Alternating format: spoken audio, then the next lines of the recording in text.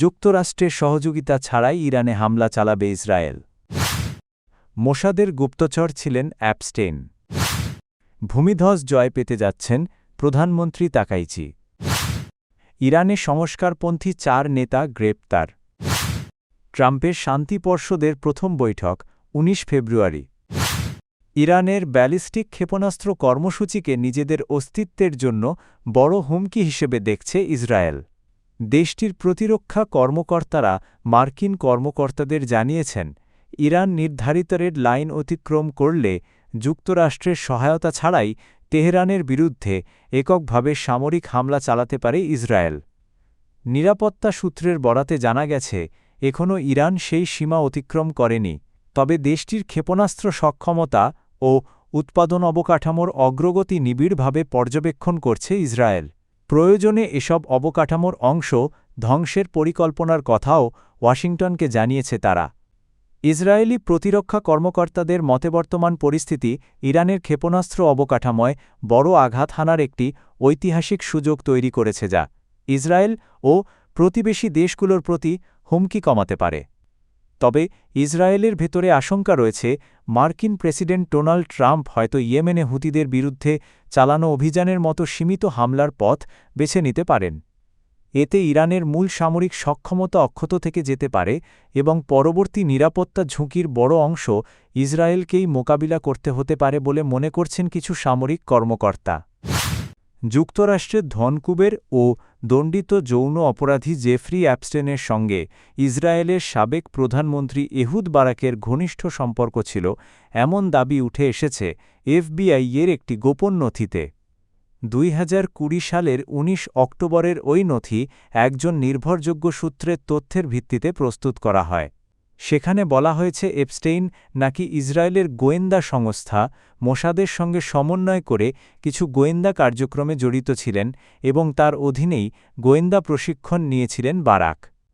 নথিতে আরও উল্লেখ করা হয়, এপস্টেইনের ঘনিষ্ঠ মহলের সঙ্গে সরাসরি যোগাযোগ ছিল ওই সূত্রটির।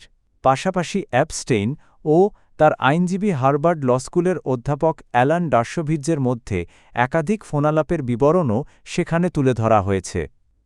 তবে এসব দাবির বিষয়ে আনুষ্ঠানিকভাবে সংশ্লিষ্ট পক্ষগুলোর কোনো নিশ্চিত প্রতিক্রিয়া পাওয়া। জাপানের আগাম নির্বাচনে বড় জয় পেয়েছে প্রধানমন্ত্রী সানায় তাকাইচির নেতৃত্বাধীন ক্ষমতাসীন লিবারেল ডেমোক্রেটিক পার্টি। সরকারি সম্প্রচার মাধ্যম এনএইচকের প্রাথমিক ফল অনুযায়ী 465 আসনের নিম্নকক্ষে তাকাইচির জোট পেয়েছে 352টি আসন। এর মধ্যে এলডিপি একাই 316টি আসন পেয়ে একক সংখ্যাগরিষ্ঠতা নিশ্চিত করেছে। দলীয় প্রধান হওয়ার মাত্র 4 মাস পর জনসমর্থন যাচাই করতে আগাম নির্বাচন ডাকেন তাকাইচি। দুর্নীতি ও জীবনযাত্রার ব্যয় বৃদ্ধির কারণে আগের নেতৃত্বে দলটি জনপ্রিয়তা হারালেও তাকাইচির ব্যক্তিগত জনপ্রিয়তা পরিস্থিতি বদলে দিয়েছে বলে মনে করা হচ্ছে। জোটের অংশ জাপান ইনোভেশন পার্টি প্রায় 36টি আসন পেয়েছে, আর বিরোধী দলগুলো মিলিয়ে পেয়েছে 113টি আসন। ফল আনুষ্ঠানিক হলে তাকাইচি তার রক্ষণশীল নীতি বাস্তবায়নে আরও শক্ত অবস্থানে থাকবেন। এ জয়ে তাকে অভিনন্দন জানিয়েছেন বিশ্বনেতারা। মার্কিন প্রেসিডেন্ট ডোনাল্ড ট্রাম্প ও ভারতের প্রধানমন্ত্রী নরেন্দ্র মোদী ফলাফলকে তাৎপর্যপূর্ণ বলে উল্লেখ করেছেন। ইরানে অন্তত 4 জন সংস্কারপন্থী রাজনীতিককে গ্রেপ্তার করেছে দেশটির নিরাপত্তা বাহিনী। তাদের বিরুদ্ধে রাষ্ট্রবিরোধী কর্মকাণ্ডের অভিযোগ আনা হয়েছে। রাষ্ট্র ঘনিষ্ঠ ফার্স্ট নিউজ জানায়, রিফর্মিস্ট ফ্রন্টের প্রধান আজার মানসুরিকে তার বাসা থেকে আটক করা হয়েছে।